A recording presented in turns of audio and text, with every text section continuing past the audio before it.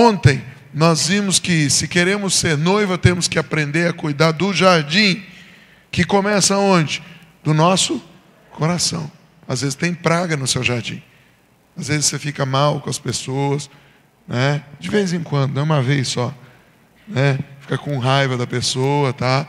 Segundo jardim, a nossa família. E o terceiro jardim, os relacionamentos dentro da igreja. Amém?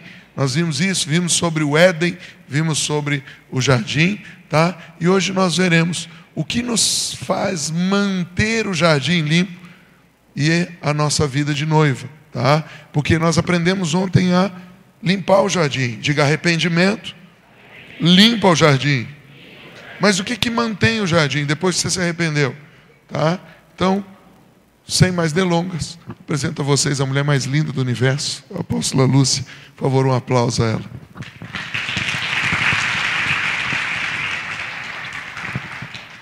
Aleluia. Você que é marido, fale para sua esposa: você é a mais linda do universo. Olha para ela e fale, né? Cada um tem a sua mais linda do universo, amém? Ele sempre queima a minha cara assim. Oh, meu Deus do céu.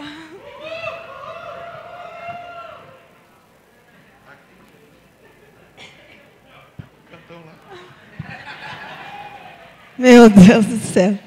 Vamos lá, você que vai passar, eu vou passar. Amém. Então vamos ler um texto. 1 Pedro, vai estar na parede, tá bom? Se você quiser abrir sua Bíblia, você é livre. 1 Pedro 1, 15 a 17. Mas assim como é santo aquele que o chamou, sejam santos vocês também, santos em tudo o que fizerem. Pois está escrito: sejam santos, porque eu sou santo. Vamos orar? Senhor, Tu és o noivo amado. E o Teu Santo Espírito já está aqui nesse lugar. Que a Tua presença, Senhor, venha e entre, Senhor, nas nossas vidas, nos toque, nos envolva. Que possamos sentir o céu na terra por causa do Senhor. E que o Senhor continue, Senhor, a trabalhar no nosso jardim. Em nome de Jesus. Amém? Então a palavra hoje é santidade e temor. Você pode falar isso? Santidade e temor. Nesse texto de 1 Pedro fala: seja santo em tudo. Em tudo. É possível ser santo em tudo? É possível. É possível ser santo usando o Facebook? É possível. É possível usar o WhatsApp e ser santo? É possível. Porque em tudo nós podemos fazer aquilo que o santo fala conosco. Tudo que fizer, tudo que falar, tudo que sentir, fale para a pessoa que está do seu lado: seja santo. Amém?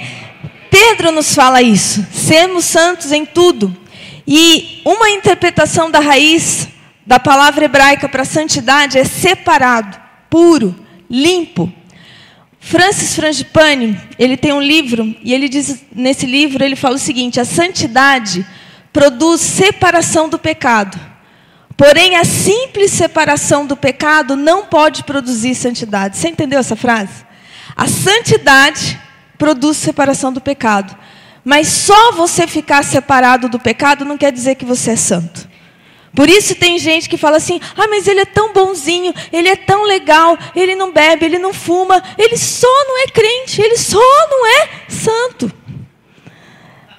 Né? Então não quer dizer que porque ele não está em pecado, porque ele não peca, e você vê que ele é santo. Então, a santidade vai produzir separação do pecado, mas essa separação do pecado não pode produzir santidade, porque não é a ausência do pecado que produz a nossa santificação. A santidade vem da presença de Deus. Você pode não pecar, mas se você não tiver a presença de Deus, você não vai estar em santidade. E é isso que Deus quer, uma santidade realmente de nós, né? Ser santo não é estar debaixo de uma opressão religiosa. Ser santo não é uma lista de: olha, você não pode isso, não pode aquilo outro. não toque nisso. Diga assim, isso é legalismo. Isso não é santidade, gente. Isso é legalismo, uma vida cheia de regras, onde as pessoas se preocupam muito com uma mudança exterior, mas o interior permanece igual, intocado. Quando eu me converti, o Maurício, às vezes ele fala isso, né? Quando ele me conheceu, eu era recém-convertida, eu me converti, minha mãe se converteu através dos pais dele, depois minha mãe foi levando todo mundo. Então, quando ele me converteu, eu tinha, acho que um ano e meio, que eu tinha entregue minha vida para Jesus. E ele fala que para crente faltava muita linha, né? Porque eu até tentava usar saia comprida, mas era aquela saia envelope, então quando você andava, as pernas apareciam. Então ele disse que era terrível no culto ficar olhando para mim, mas eram as roupas que eu tinha. Eu só tinha roupa curta, né? E aí, quando nós nos casamos, eu falei assim, não, então, né, é para mudar, então vou mudar. Aí um dia ele foi convidado para pregar num culto de ciclo de oração de mulheres, de uma assembleia, e ele falou assim para mim, olha, eu não conhecia nada, eu era católica e me converti, né? Então ele falou assim, ó, lá você tem que tirar brinco, tira maquiagem, você tira tudo, põe roupa, saiona, né? Solta o cabelo. Falei, tá bom. Fui desse jeito. Quando eu chego na igreja, as irmãs já saem aqui, maquiagem, brinco, tudo arrumada, tudo bonito, e eu parecendo uma assombração, né? E aí eu olhei para ele assim, só que daí o que aconteceu? Todo mundo achava que eu era santa. Ninguém queria a oração dele, só queria que eu orasse. Aí fez aquela fila, eu falava, Maurício, por que está todo mundo vindo em mim? É ele que pregou, gente, é ele, para ele orar, né? E aí ele falava assim, fica quieto e ora. E eu não entendia. Por quê? Mas é porque se dá mais valor, às vezes, à aparência do que o que está por dentro. E é isso que não é santidade. Às vezes você olha uma pessoa com aquela carinha bonitinha, né? E quando você vai saber, você fala assim, meu Deus, como pode, né? Como que essa pessoa... Porque não é a cara, não é a aparência. Você sabia que nós somos treinados numa escola grega, né? Todos nós que aprendemos em escola, a mentalidade que foi colocada em nós é uma mentalidade grega. Então, para o grego dá valor ao quê? A aparência. Você já viu as esculturas dos deuses gregos? Da onde surgiu esse negócio de tanquinho, gente? É o deus grego, né? Homem normal não existe, não tem muito, não. Tem alguns, gente. Não. Tem uns que é a máquina de lá, o tanque cheio de roupa suja, né? E aí, os gregos, eles dão valor ao quê? À aparência. E se você pegar um grego, se ele pegar um lápis e ele for descrever esse lápis, ele vai falar assim, olha, esse lápis é comprido, tem a ponta fina, é azul, é de madeira, e ele vai falando toda a aparência do lápis.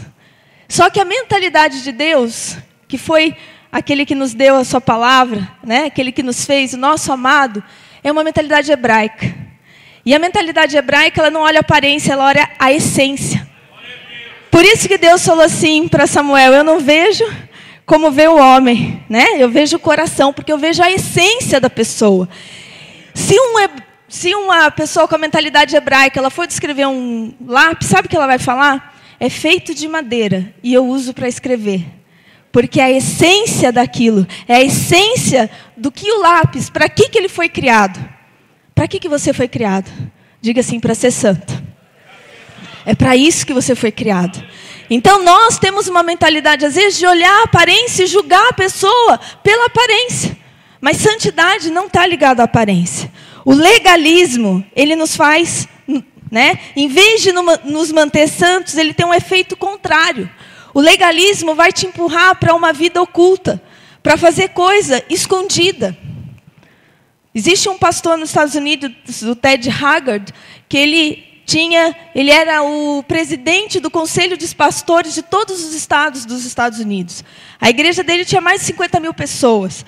Ele tinha acesso à Casa Branca. Ele orava com o George Bush, na época que era presidente, né? E ele era um homem tremendo. Ele era o braço direito da esposa do Dr. Peter Wagner. E esse homem, ele começou a se levantar na política para falar contra os homossexuais.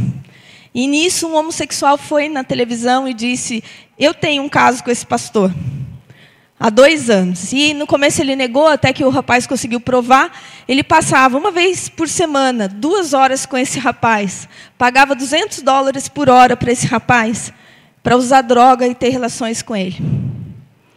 E ele caiu de tudo isso, né? Onde ele estava, e ele caiu. E ninguém acreditou, e as pessoas perguntaram para ele, por que você não foi até a esposa do Peter Wagner, que é tipo a Neuza Tioca, né? Libertação nos Estados Unidos, e não foi ministrado, não confessou seu pecado?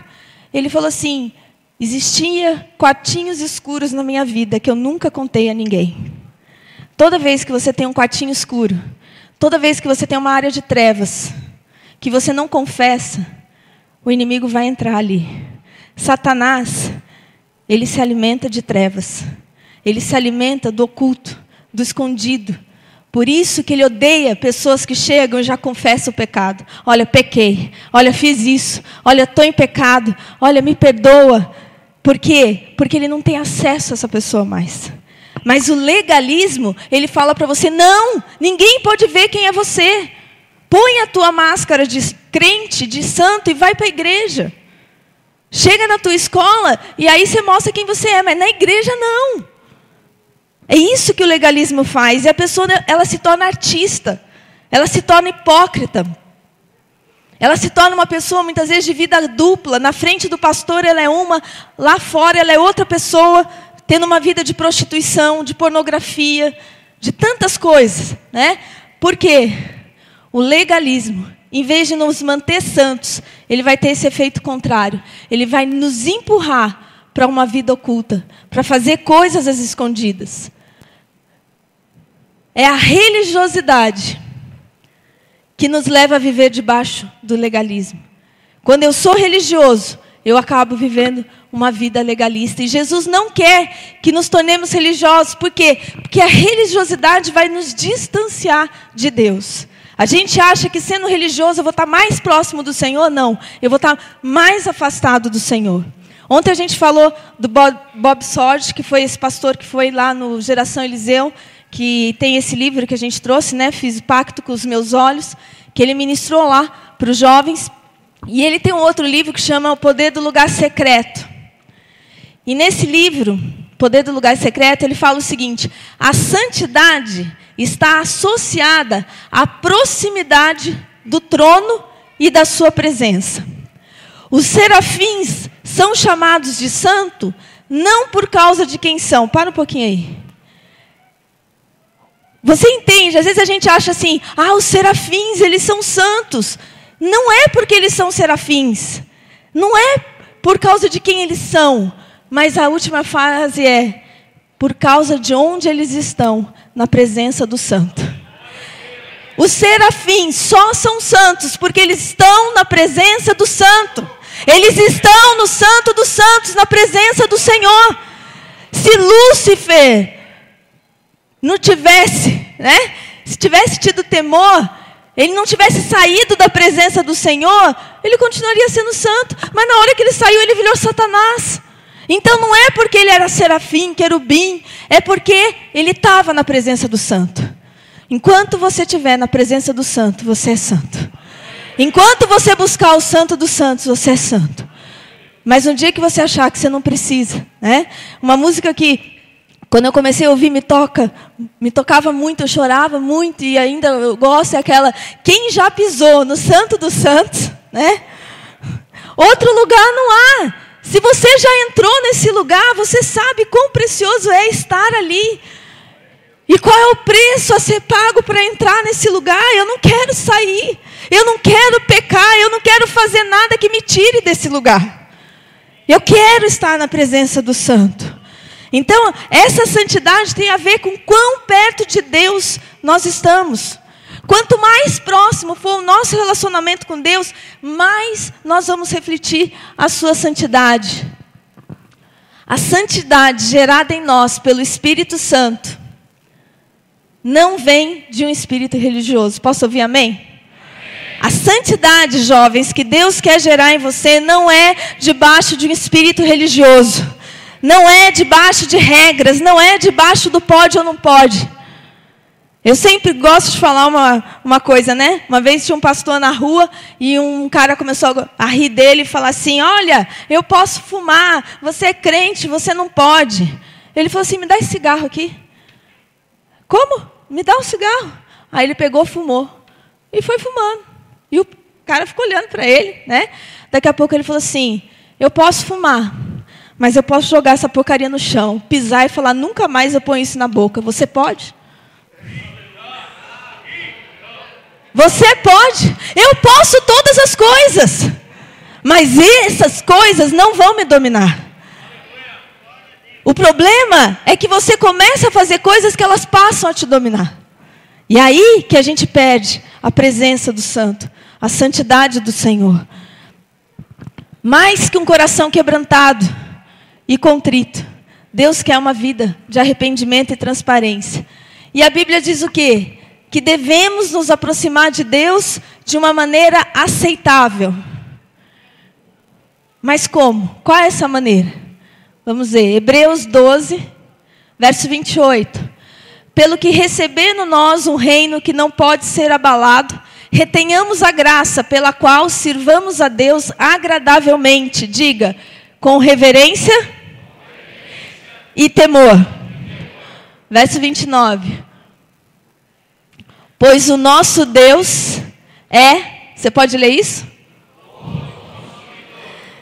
Aproxime-se de Deus com reverência e temor, porque o nosso Deus é um fogo consumidor. Deus é fogo. Quando você se aproxima do fogo consumidor, tudo que é impuro é queimado. Diga, tudo que é impuro é queimado e destruído. E o que é santo é incendiado. Tudo que é impuro é queimado pelo fogo do Senhor, mas tudo que é santo é incendiado. Você começa a ficar incendiado. Você leva esse fogo para os seus amigos. Você leva esse fogo onde você vai. O fogo do Senhor. Mas existe, né? Esse batismo de fogo. Ele vai tirar o quê? Todas as impurezas. Todos os matos, toda a sujeira do jardim. Mas nós temos que ter o quê? Reverência e temor. O que nos faz afastar e fugir da presença de Deus e não sermos santos é o quê? A falta de temor. Por que o povo não quis subir e mandou Moisés ir? Pela falta de temor. Vai você, a gente vai morrer se a gente for. A falta de temor é que faz a gente se afastar do Senhor e fugir da presença dEle. O temor do Senhor é a única maneira de nós estarmos longe de Deus. Se não houver temor, diga assim, se não houver temor, não há santidade. A palavra de Deus diz o seguinte, pode passar. Pode passar. É o texto que eu quero, o próximo. Salmo 25, diz assim, qual é o homem que teme ao Senhor? Ele o instruirá no caminho que deve seguir. Se você teme o Senhor vai te instruir. Qual o caminho? Por onde você vai? O que você faz? Como você namora? Como que é o padrão da sua vida? É o Senhor que te instrui. O Senhor fala, né? Qual é o homem que teme o Senhor? A qualidade desse homem que Deus está procurando é temor. 2 Coríntios 7, verso 1, diz assim, ora, amados, visto que temos tais promessas, purifiquemos de toda impureza da carne e do espírito, aperfeiçoando a nossa santidade no temor de Deus. Você aperfeiçoa a sua santidade no temor de Deus.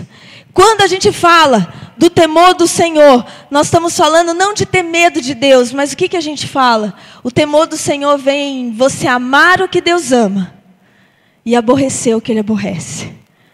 Se para Deus é pecado, é pecado.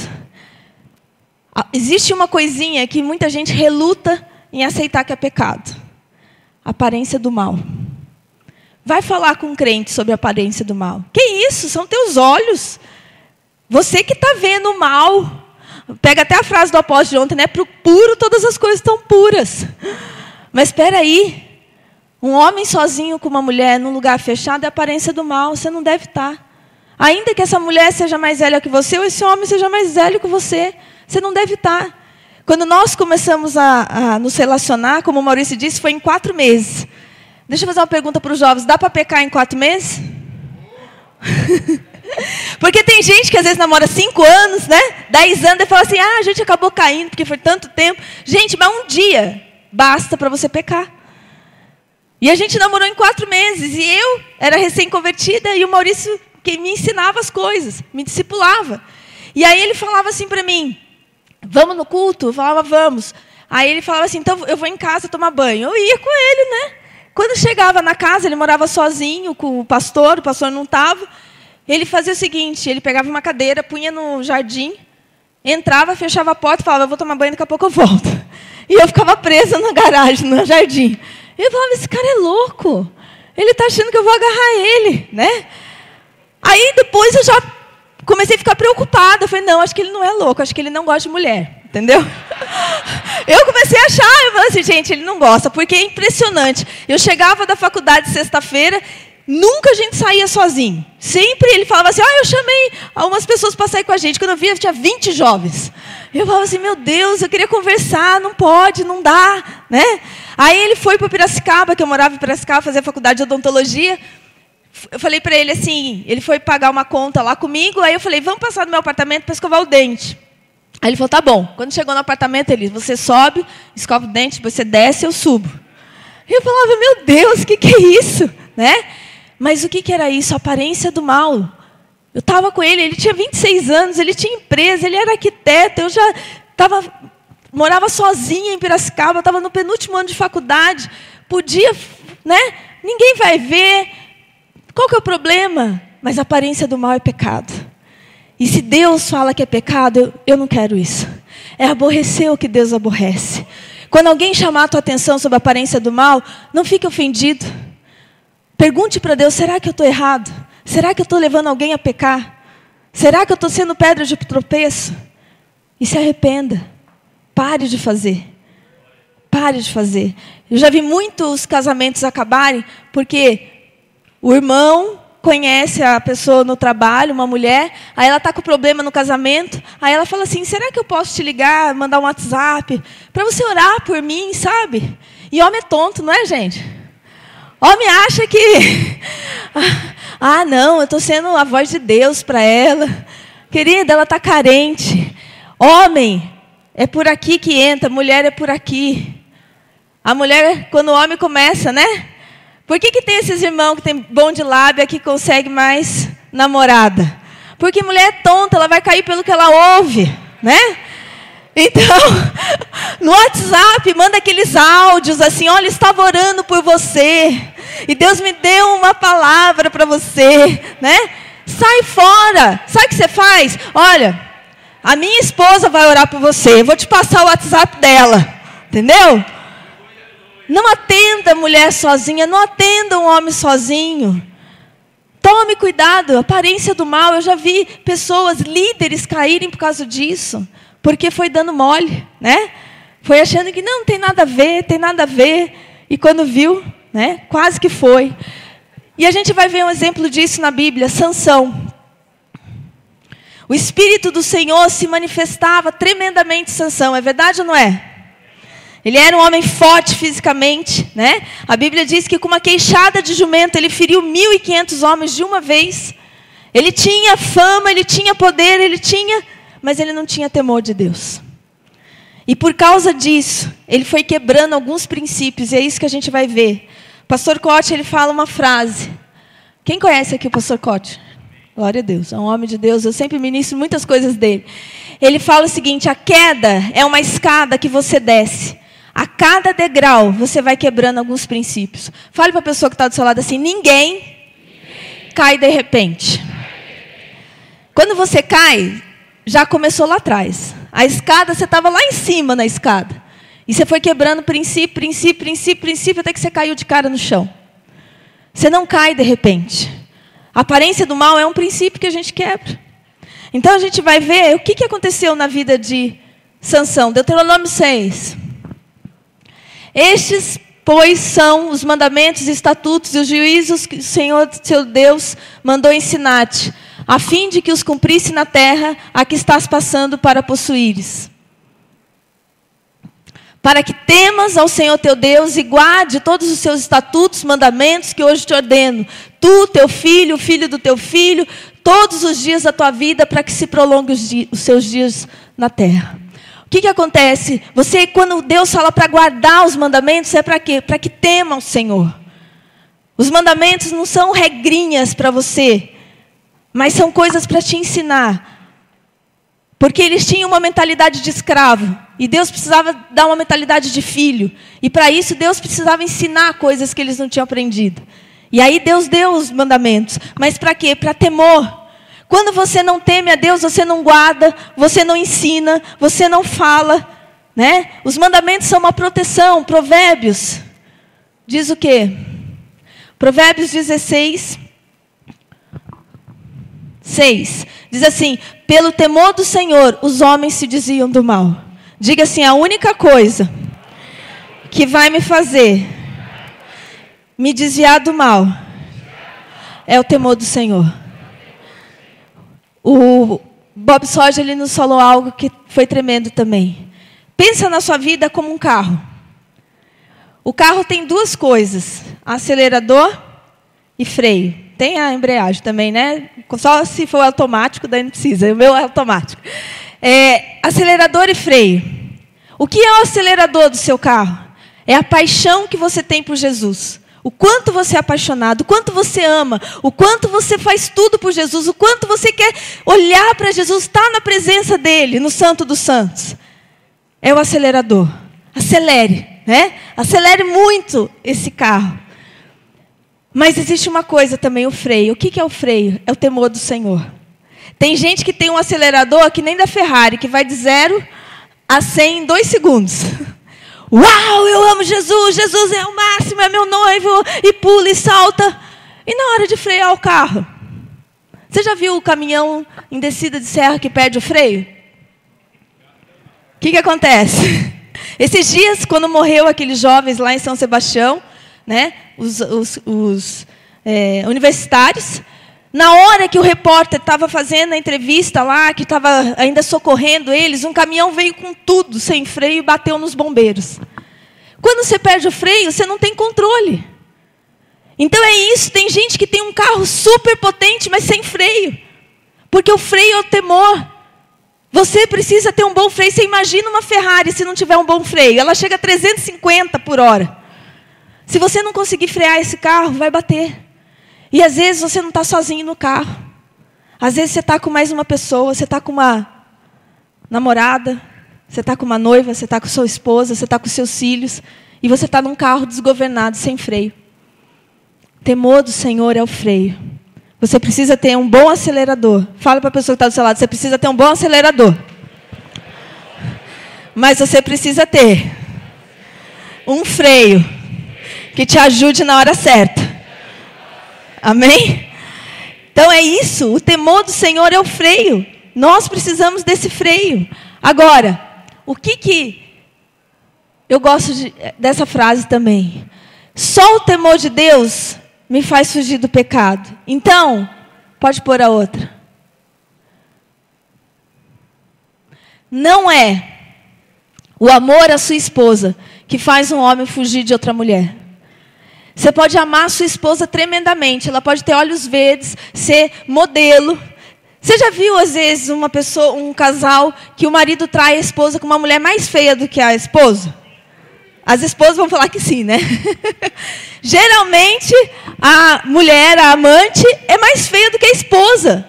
Então, a sua esposa pode ser linda, maravilhosa. Não é a beleza dela, não é o amor por ela que vai te fazer fugir do pecado. É o temor do Senhor. Se não tiver temor do Senhor, ela pode ser a mulher mais linda do mundo, você vai cair. Quando a gente começou a se relacionar, Deus falou assim comigo: o Maurício não vai te trair, não é por causa dos seus lindos olhos verdes, mas é porque ele me teme. E eu fui falar para ele, falei: se você não teme, agora você está lascado, porque Deus falou que você teme, né? E aí Deus falou com ele: se você amar a sua esposa mais do que você me ama, eu tiro ela de você. Isso foi o que Deus falou logo no começo com nós dois. Então, se você não tiver temor, você vai cair. Não é o amor a seus pais que faz você fugir do sexo antes do casamento. Você pode amar os seus pais podem te aconselhar, falar, mas se você não tiver temor, você vai cair. Você pode ter nascido na igreja, ser filho de pastor, você vai cair. Porque você tem que ter temor. Não é o amor à verdade que te faz não mentir, mas é o temor do Senhor. Tem gente que mente e acredita na mentira, você já viu isso? Teve um jovem que foi para o pastor Alcione, que ele ministra a libertação, e falou assim, olha, eu quero que o senhor me ministre, porque estão falando que eu fumo. Todo mundo cheio de cigarro em mim, mas eu não fumo, pastor. Então, ora por mim. E o pastor falou assim, você já foi no médico? Talvez seja um problema de estômago. E ele falou, não fui, não sei o quê. Passou o tempo, a família ligou na igreja e falou assim, olha, pastor, eu quero contar a verdade. Ele fuma sim. Fuma um cigarro por dia, papapá, contou tudo. Aí sabe o que o pastor falou para ele? Teu pior pecado não é o cigarro, não é o vício, é a mentira. Se você tivesse confessado, a gente estava aqui para te ajudar. Mas você não confessou, você preferiu mentir. Então, a mentira, né? O amor à verdade não te leva a fugir do pecado. Salmo 111 diz assim, o temor do Senhor é o princípio da sabedoria. Provérbios 8:13. Temer o Senhor é odiar o mal, o orgulho, a arrogância, o mau comportamento e o falar perverso. Vamos voltar para Sansão. Vamos lá, Sansão, Juízes 14. E desceu Sansão a Timnata, e vendo em Timnata uma mulher das filhas dos filisteus, ele não deveria, casar com mulheres que não fossem das filhas de Deus. Subiu e declarou a seu pai e a sua mãe e disse, vi uma mulher em Timnata das filhas dos filisteus, tomai-ma por mulher. Qual foi o primeiro pecado de Sansão? Você pode ler lá? Cobiça. Ele viu, desejou e cedeu à cobiça. Exemplo de pessoa que o Senhor não está mostrando o caminho, como disse lá no Salmo. O homem que teme o Senhor mostra o caminho. No verso 3, diz assim, porém seu pai e sua mãe lhe disseram, não há porventura mulher entre as filhas de teus irmãos, nem entre todo o meu povo, para que tu vás tomar a mulher dos filisteus, daqueles incircuncisos? E disse Sansão a seu pai, tomai-me esta, porque ela agrada aos meus olhos. Queridos, cuidado com o que você vê. Tudo que... Você já viu aquela frase de nutricionista? Tudo que você põe na boca e é bom, gospe porque engorda, né? A mesma coisa é com os olhos. Tudo que você vê, gostou muito, ficou muito encantado, fecha o olho e não vê mais. Porque vai entrar, vai machucar. Quantas vezes a gente olha algo, você olha... Quem já estava vendo TV, passou um programa e viu uma coisa assim que não devia ter visto. E aí você resolveu deixar para ver o que estão falando. Acho que é sobre política, né? Aí a pessoa fica lá assistindo mais um pouco. Aí ela está procurando uma coisa no site e ela dá um clique. E aí ela fica curiosa e dá outro clique, entra e acessa. E aí ela resolve entrar no Facebook daquele carinha. E aí ela começa a ver as fotos dele e começa a entrar nas coisas. Queridos, a curiosidade, ela nos leva a pecar com os nossos olhos, a cobiçar. Segundo pecado, não acatou o conselho dos pais. Amou a arrogância. Ele quebrou um princípio muito importante. Porque Deuteronômio 27 diz assim, maldito aquele que desprezar seu pai ou a sua mãe. Os pais falaram para ele, será que não tem mulher aqui entre as filhas dos teus irmãos? Por que você vai buscar a mulher dos incircuncisos no meio deles? Então, ele entrou, Ele amou a arrogância, ele não ouviu o conselho. Provérbios 30 diz assim, maldito aquele que desprezar seu pai ou a sua mãe. Pode passar. Terceiro pecado de Sansão. Olha, ele quebrou o primeiro princípio. Qual foi o primeiro princípio? Cobiça, ele cobiçou. Segundo, não ouviu o conselho dos pais. Terceiro, julgo desigual com os incrédulos. Não se ponha em julgo desigual com descrentes, pois o que tem em comum a justiça e a maldade? Ou que comunhão pode ter a luz com as trevas? Julgo desigual. Esse princípio, ele quebrou. Malaquias 2. Judá foi desleal e abominação, e se cometeu em Israel e em Jerusalém, porque Judá profanou a santidade do Senhor, a qual ele ama, e se casou com a filha de Deus estranho. Isso o pastor Scott, ele fala muito, né? Quando você casa com a filha do Deus estranho, o seu sogro é o Deus estranho. Você é filho de Deus, mas aquela pessoa é filha do Deus estranho. Seu sogro vai ser o Deus estranho. O que vai acontecer? Você vai comer o pão que seu sogro amassou. Você vai ter uma vida terrível. E depois não adianta reclamar. Por quê? Porque esse é o padrão que aquela pessoa nasceu. Esse é o padrão que aquela pessoa aprendeu. Não adianta daí você querer ser santo, né? Então ele quebrou esse terceiro princípio. O quarto princípio que ele quebrou. Ele tinha um voto de nazireu. Pode passar esse texto. É o Juízes outro. Ele quebra o voto de nazireu. Juízes 14. E desceu e falou àquela mulher e agradou aos olhos de Sansão. E depois de alguns dias voltou ele a tomar e apartando-se do caminho, ao ver o corpo do leão morto, eis que no corpo do leão havia um enxame de abelhas com mel. E tomou nas suas mãos e foi-se andando e comendo dele. E foi-se seu pai e sua mãe, deu-lhes dele e comeram. Porém não lhes deu a saber que tomaram o mel do corpo do leão que tinha morrido, né? Ele quebrou um voto. Quem fez o voto foram os pais. O Benjamim, nosso filho, ele teve um voto de nazireu. Nós fizemos 5 anos esse voto com ele. E nós sabemos o preço que foi. Fazer voto de nazireu não é só raspar, não cortar mais o cabelo, não é só um monte de coisas, como não tocar em defunto e certas coisas. Uma das coisas que a gente fez, existe um valor de oferta que você precisa dar quando você tem um voto de nazireu. Nós demos um carro de oferta pela vida do Benjamim. Nós fomos pagando as prestações de um carro e depois ofertamos esse carro. Então, existe várias coisas em relação ao voto de nazireu. E ele vai e ele quebra. Então, o que acontece? Quando a gente olha para a vida de Sansão, a gente vê que ninguém cai de repente. Lembra, a queda é uma escada abaixo. Primeiro, foi casamento errado com a filha dos filisteus, contra o conselho dos pais e julgo desigual. Segundo, aí entra outra coisa, a prostituta de Gaza. Vamos ver o texto.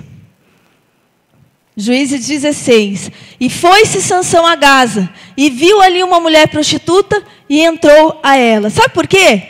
Quando a gente ouve falar de Sansão, qual que é o primeiro nome que vem na tua cabeça depois de Sansão? Dalila. Teve a novela lá, né, de Sansão, só é Sansão e Dalila. Só que Dalila foi o último passo para ele cair.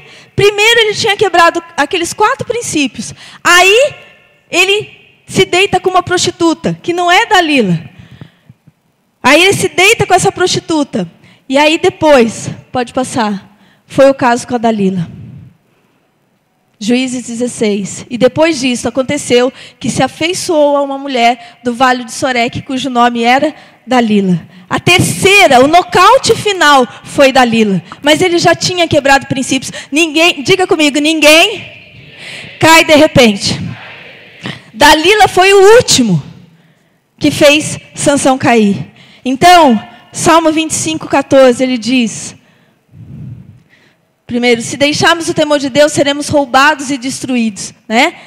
Salmo 25, 14 diz assim: o segredo do Senhor é para os que o temem, e Ele lhes fará saber a sua aliança. Você quer descobrir segredo? Você quer ter revelação? Fale para a pessoa que está do seu lado, tema o Senhor.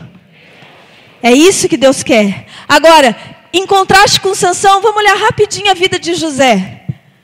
José não negociava princípios de Deus. Quem foi que tentou José? A esposa do Potifar, certo? Ele não pensou em ceder em nenhum momento, né? Ele discerniu qual era a intenção do inimigo naquela hora. E apesar de todo aquele encantamento daquela mulher, o que José fez? José, ele achou um absurdo aquela situação e ele disse assim, Gênesis 39, 9... Como, pois, posso cometer esse tão grande mal e pecar contra Deus? Ninguém ia ver. Eles estavam sozinhos lá. Ele podia ter feito isso. Mas ele falou, como eu posso cometer tão grande pecado contra Deus? José, ele fez uma escolha. Ele preferiu o fogo consumidor. Ele não quis o fogo da patifa, né? O fogo daquela mulher. Ele falou, não. eu prefiro o fogo consumidor. Eu prefiro o fogo do meu Deus. Eu conheço esse fogo estranho aí, eu não quero, né? Ele teve que fazer uma escolha. Agora, José, ele era um homem de caráter. Caráter, sabe o que é caráter, gente? Caráter é aquilo que você é quando ninguém está vendo. Existe uma frase que eu achei muito interessante que é assim: existe uma diferença entre reputação e caráter. Sabe qual é? Reputação é aquilo que vão dizer no dia do seu enterro. Caráter é o que os anjos conversam com Deus a seu respeito.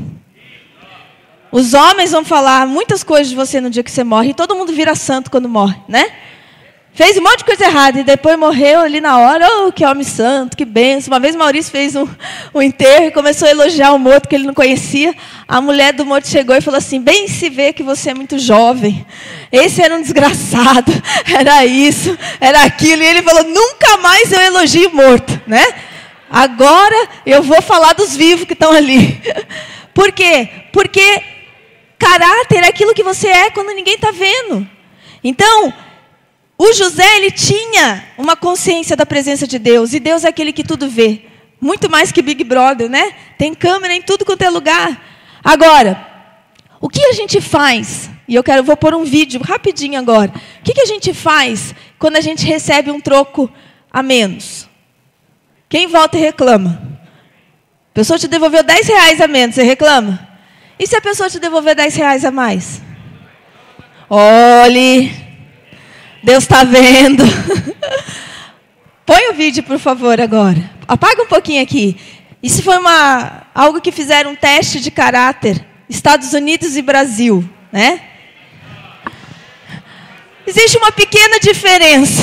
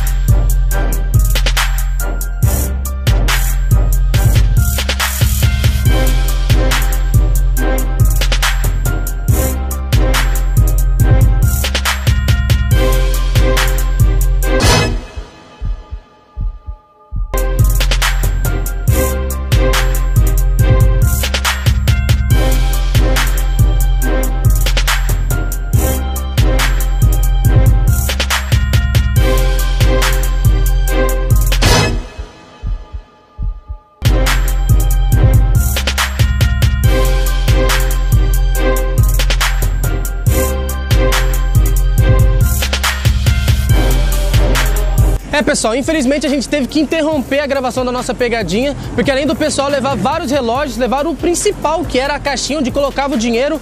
Então é isso aí, a mudança do Brasil começa lá em Brasília. A mudança do Brasil começa por mim e por você. Eita, né? Queridos, nós somos em vários lugares. A primeira vez que eu vi isso, eu fiquei chocada. Na igreja do Chuck Peace, não existe ninguém na lojinha de livro e nem na cantina. A pessoa vai, ela pega, ela põe dinheiro, ela pega o troco. Não existe pessoa vendendo. Eu falava para o Maurício, nunca tem moça lá, não consigo comprar. Ele falou, mas não precisa, você vai lá e compra. Né? A gente, brasileiro, está acostumado, sabe o quê? Sempre tem um fiscal olhando. Faz uma lei, tem que ter um fiscal. Faz não sei o que, tem que ter um fiscal. Com isso, aumenta o preço das coisas. Porque você sempre tem que ter alguém vigiando aquilo, se vai ser feito ou não. Olha para você ver essa próxima foto.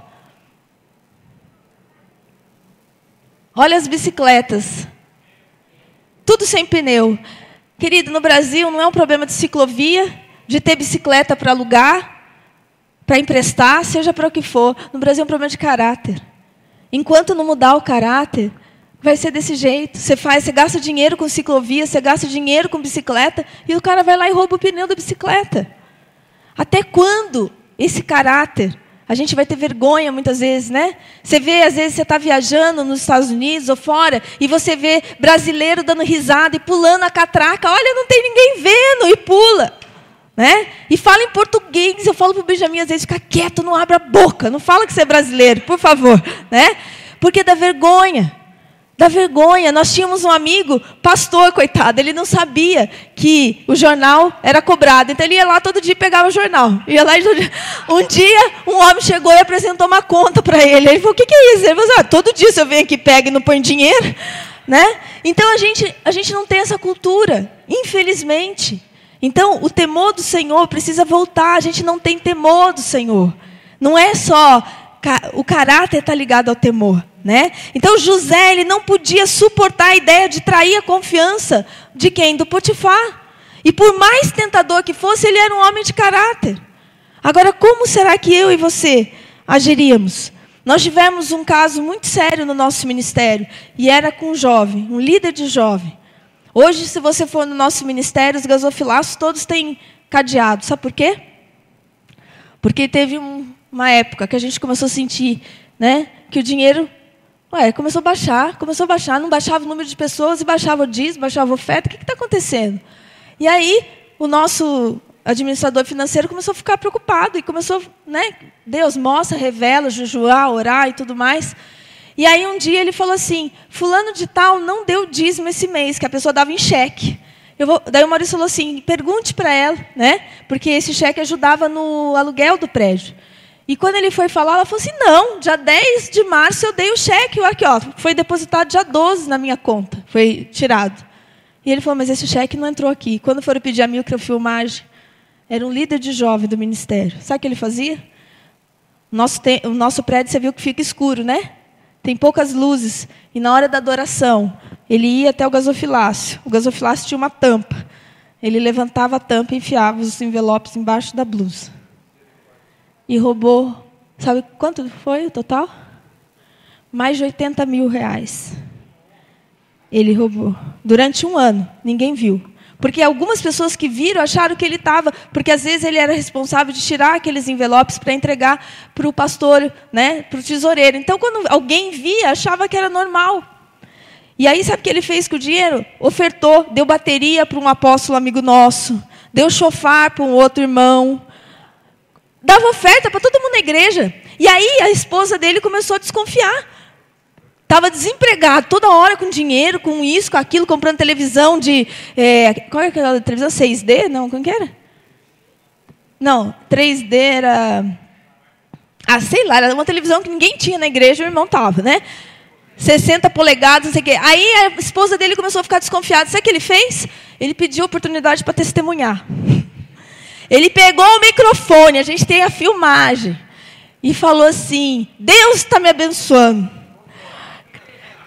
Porque eu comprei um apartamento que estava no piso, e agora já está com com janela, com piso, com pintura, com móvel, com tudo, porque Deus está usando as pessoas para me abençoar, não sei o quê. Aí um empresário chegou para a gente e falou assim, olha, Deus ama muito esse irmão, porque eu dou dízimo, dou oferta e não ganho nem um prego de ninguém. E o irmão ganhou tudo da casa dele. E aí quando a gente foi prensar ele, Maurício falou para ele, né, olha, tem 3 portas, né? Você quer falar? A porta da graça, como que era? Vem falar você. Eu falei, irmão, existem 3 portas: da graça, da misericórdia e do juízo. Você tem alguma coisa para confessar, irmão? Não, então a da graça fechou. Irmão, eu vou perguntar uma vez mais, porque eu estou preocupado, irmão. Porque você deu testemunho e falou que fulano de tal te abençoou. E o filho da fulana de tal está aí fora endemoniado, porque ela não deu nada para ele, como é que ia dar para você? Você tem algo a confessar, irmão? Não, é verdade, não foi a irmã fulana, eu fiquei com medo, foi meu tio. Falei, irmão, acabou de fechar a porta da misericórdia. Aí eu comecei a tirar meus anéis. Falei, eu vou explicar para você como é que funciona a porta do juízo, irmão. Pastor, por favor, chama a polícia e avisa para ela que eu vou junto. Daqui lá, eu estou a fim de pecar hoje, porque eu sei que Deus perdoa, mas eu vou descer o cacete nesse cara, eu vou quebrar todos os seus ossos, arrancar seus olhos, tá? Você vai ficar cego, lazarento. E ladrão é assim que a gente trata. Está aqui o extrato, desgraçado. Tu vai confessar agora ou vai ser na polícia? Não, pastor, eu pequei. Eu falei, tão simples a porta da graça, irmão. Queridos, infelizmente, esse casal, né, a esposa não sabia de nada, eles acabaram se separando, esse rapaz voltou para Umbanda, tá? Foi uma coisa horrível. Então, mas o que aconteceu? Nós perdoamos a dívida dele depois. Nós fizemos todo um tratamento, começamos a ministrar, ele assinou notas promissórias, devolveu parte do dinheiro que estava na conta, devolveu produtos, material que estava de construção, a gente fez a televisão, a gente vendeu no Mercado Livre, a gente conseguiu uma restituição de quase 30 mil reais. E a gente perdoou mais de 50 mil reais de dívida. Quando ele não tinha mais o que pagar, gente, a sala do pastor parecia, sabe aquele negócio de crime? Tinha cueca, tinha tudo, Bíblia, tinha 4 Bíblias que o cara comprou, tinha tudo. E aí a gente ligou nas igrejas que ele tinha feito oferta, abençoando e falando, irmão, unge a bateria, nós estamos doando a bateria para você agora de verdade. Porque imagina o louvor, para onde é que vai com a bateria roubada, irmão? Satanás está lá no louvor. Imagina, abre o culto com um chofar, né? O capeta tocando o chofar. Então, a gente teve que passar esse carão de ligar nas igrejas e falar, o irmão roubou e tá. Então, mas agora nós estamos oficializando que foi ofertado para a sua igreja. Quer que devolva? Eu não quero. Fica com a bateria aí, fica com o chofar. E nós perdoamos para tentar restaurar o cara. Quando nós perdoamos, Deus começou a restituir um monte de coisa para a gente. Deus começou a abençoar. O irmão não quis de jeito nenhum, então, infelizmente. Agora, José, ele ficou aproximadamente 13 anos na masmorra, né? E lá em Gênesis 39, diz o quê? Mas enquanto José ficou ali no cárcere, o Senhor era com ele, estendeu sobre ele a sua benignidade e lhe concedeu graça aos olhos do carcereiro. Porque ele tinha temor do Senhor, ainda que ele ficou 13 anos, né, no cárcere.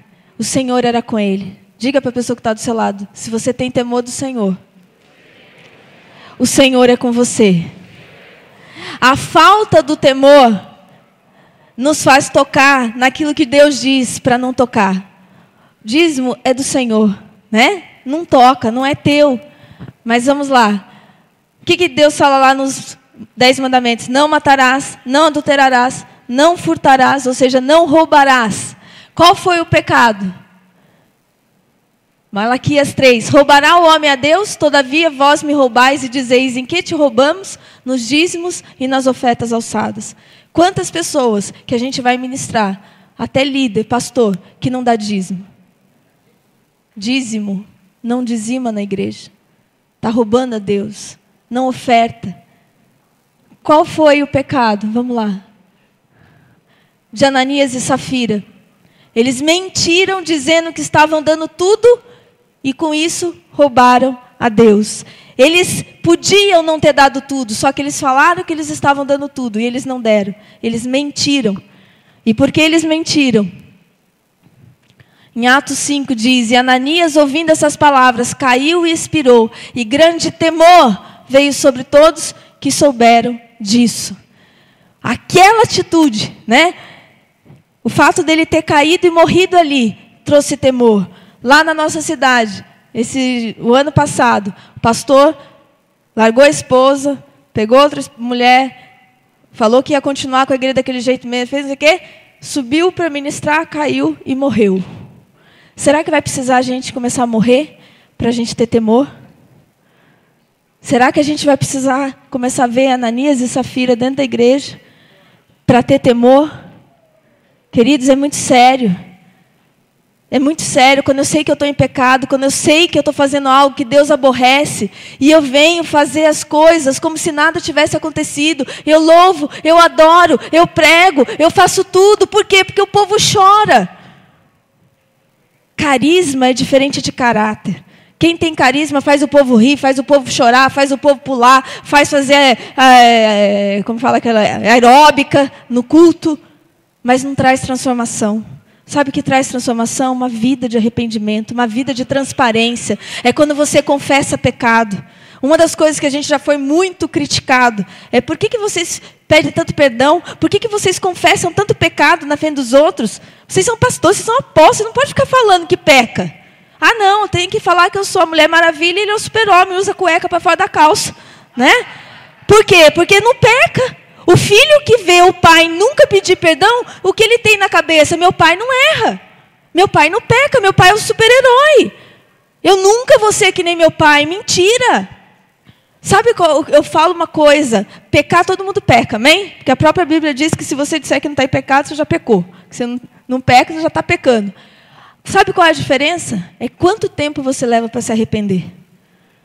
Tem gente que briga, marido e mulher, e fica 2 semanas sem se falar, virada a cara um para o outro. Se Jesus voltar hoje, o que acontece? Separação não começa ali no dia que você está assinando um papel. Separação já começou quando você ficou bicudo, de cara virada, não dormiu na mesma cama. Você foi quebrando coisas.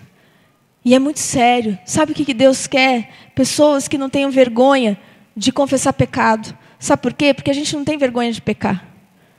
A gente peca às vezes na frente de todo mundo. A gente peca às vezes, a pessoa filma, põe no Facebook, faz o que for, né? Mas na hora de confessar, o que a gente quer? A gente quer ir lá na salinha com o libertador e falar o meu pecado só para ele e querer que, olha, você ora aqui. O que aconteceu com Davi? Deus expôs Davi. E quando Simei veio para jogar pedra nele, ele falou: deixa ele, porque eu sei por que eu estou levando essas pedradas. Eu sei o que eu pequei. Davi aceitou a correção. Sabe qual que é o nosso problema? A gente não quer ser corrigido. A gente não quer ser confrontado. A gente não quer confessar pecado. A gente só quer o Jesus da graça, que perdoa. Jesus perdoa. O Benjamim, quando ele era pequeno, ele descobriu que se ele pedisse perdão, ele não apanhava. Aí então rapidinho o bichinho já fala: olha, me perdoa, eu fiz errado. Eu falei: tá bom, você está perdoado, meu filho, nós te amamos, abraçar, só que você vai apanhar. É a pior coisa, não é? Porque você já foi perdoado, você está sentindo amor, mas você vai ter a consequência. Porque o perdão não tira a consequência. Se você matar uma pessoa, você foi perdoado, mas você vai ter que ir para a cadeia. Tem consequência o pecado. Então você não pode ter medo da consequência, mas você tem que ter temor a Deus. Não é a consequência do pecado que me faz não pecar, mas é o temor que eu tenho de Deus. É o quanto eu quero ser santo, é o quanto eu quero estar na presença dEle, é o quanto eu quero ser transformado, é o quanto eu quero que as pessoas sejam curadas quando chegarem perto de mim, é o quanto eu quero ver milagre na minha casa, na minha vida. Mas nunca vai ter se eu continuar levando uma vida de hipócrita. Nós estávamos com o Kevin numa igreja lá em São José, e ele falou: se vocês não começarem a confessar pecado, sabe o que vai acontecer? Deus vai mudar a placa dessa igreja de casa de Deus para casa de hipócritas. É isso que vocês querem? E ele abriu o microfone e falou assim, o microfone está aqui, quem quiser. Quem falou mal do pastor, quem falou mal do irmão, quem se levantou aqui nessa igreja, pega esse microfone e vem confessar pecado. Veio um casal. E o cara começou bem a confessar pecado, só que depois começou a se justificar. Não, Deus, mas você sabe que eu falei mal dessa igreja por causa disso, daquilo. Não justifica quando você for confessar pecado. Eu pequei. Eu falei mal de você. Eu fiquei com raiva de você. Eu me entristeci com você. Fale o nome do seu pecado. Fale, eu fiquei com ódio de você. Não fale assim, eu fiquei chateado. Se você teve ódio, fale. Eu falei de você. Esses dias, um rapaz que o Maurício deu até o testemunho ali para os pastores, que saiu da igreja, já era evangelista, e já tinha saído várias vezes, saiu falando mal, fez um monte de coisa. Eu tinha falado para ele, olha, eu até perdoo, mas não me fale mais para ficar perto, mas está difícil perdoar, né? A Robertânia, que alguns conheceram, ele tinha dito que ele ia sair da igreja porque eu queria que ele casasse com a Robertânia. E a Robertânia falou para o apóstolo assim, apóstolo, deixa eu dar um murro na cara dele, eu só vou lá, vou dar um murro na cara dele e volto. Aí ela falou assim, se ele tivesse deixado, eu tinha ido, mas ele não deixou. E aí ela foi diante de Deus num culto e falou para mim, apóstolo, eu preciso perdoar ele. E eu vou lá dar uma oferta, você ora por mim agora, porque eu vou ofertar, porque eu não quero mais esse coração. E ela perdoou. E esse rapaz agora voltou, estava falando com o Maurício, e eu não estava nem aí para ele. Aí ele tinha me excluído do Facebook. Você já passou esse mico de excluir alguém, depois ter que pedir para a pessoa ser seu amigo de novo? Alguém já passou esse mico? Eu não sabia disso. Uma vez excluí uma pessoa, depois a pessoa veio pedir perdão, eu tive que passar esse mico. Então, eu nunca mais excluí ninguém, né? Aí, o que aconteceu? Ele tinha me excluído do Facebook. Aí, no outro dia, ele me pediu para ser amiga dele e eu aceitei. Aí, ele falou assim, puxa, o amor de Deus nos constrange. Estou constrangido. Obrigado por me perdoar mais uma vez. Eu falei assim, antes de você achar que eu te perdoei, eu quero falar uma coisa. Falei mal de você, fiquei com raiva de você, falei isso, mas eu te perdoo. E eu quero pedir perdão, porque eu senti tudo isso de você. Eu não precisava falar, queridos. Ele tinha saído, ele tinha feito, ele estava quebrantado, não precisava falar para ele que tudo que eu tinha feito ou falado. Mas Deus falou, peça perdão. E aí, quando eu fiz isso, ele falou para mim assim, agora, mais ainda, o amor de Deus me constrangeu. A próxima vez que eu te encontrar, eu quero te dar um abraço, baseado nesse pedido de perdão. Sabe, às vezes a gente fica esperando que o outro vá, esperando que o outro fale. Deus está olhando para você e está dizendo, eu tenho pressa. Cadê o temor de Deus no coração desses jovens? Cadê o temor de Deus que te faz não ter curiosidade de olhar a segunda vez? Porque olhar a primeira não é pecado, mas olhar a segunda é pecado. Tentação não é pecado. Se você confessar a tentação, você nunca vai confessar pecado. Sabe por quê? Porque ser tentado todo mundo é. Agora, cair é porque você não confessou. Cair é porque você não pediu ajuda. O Maurício tinha um rapaz, um aluno lá no CAP, em São Paulo, que ele chegou e falou assim, apóstolo, eu preciso confessar para você, eu tenho um problema com masturbação. E ele falou o seguinte, todos os dias que eu vier dar aula, eu vou falar assim para você ou assim. Se você fizer assim, é que eu já sei que você caiu. E nós vamos orar juntos. E esse menino toda semana confessando pecado, até que ele foi livre desse pecado. Mas ele se sujeitou a falar. Ele abriu a boca, ele não quis ter quartinho escuro, ele não quis ter uma vida escondida, ele não quis mais ter mato no jardim, ele decidiu andar no temor do Senhor. É isso que Deus está pedindo de vocês, jovens. E o que eu quero fazer agora, eu vou chamar os líderes aqui na frente, pastores, profetas, apóstolos, todos os líderes. E eu quero que você vai fechar seus olhos, você vai dobrar seus joelhos, você vai fazer o que você quiser. E se Deus está te incomodando, que tem alguma área da tua vida que você precisa confessar, porque Deus quer te libertar hoje, não é amanhã. Não é ficar mais um mês, mais um ano, como você tem estado. Você vai vir aqui, e esses homens e mulheres de Deus vão orar por você. Porque a Bíblia diz o seguinte, que quando eu confesso para Deus, eu sou perdoado. Mas quando eu confesso para o meu irmão, eu sou curado. Tem muita gente que, eu estou falando com Deus, e sabe por que não sai disso? Porque nunca tem coragem de tirar a mordaça da boca, abrir a sua boca e falar, eu tenho pecado nisso. Eu tenho pecado com masturbação, eu tenho pecado com pornografia. Eu estava num lugar onde as pessoas estavam confessando pecado, líderes, E um jovem virou e falou na frente de todo mundo. E sabe o que eu fiquei mais feliz nesse dia? Que todas as pessoas que conseguiram se arrepender de verdade eram jovens. Os mais velhos estavam com dificuldade. Não conseguia. Ficava se justificando. Ficava fugindo de confessar. E esse jovem falou, eu tenho pecado. Casado, eu tenho pecado com pornografia. E a mulher do lado, e não sabia. E ele confessou na frente de toda a liderança. Esse jovem vai ter uma vitória e uma autoridade no mundo espiritual que a gente não pode nem imaginar. Porque ele não teve medo. Não tem fantasma na vida dele. Não tem nada que o diabo possa acusar. Então eu quero que, se o Espírito do Senhor está trazendo temor no teu coração hoje, você venha.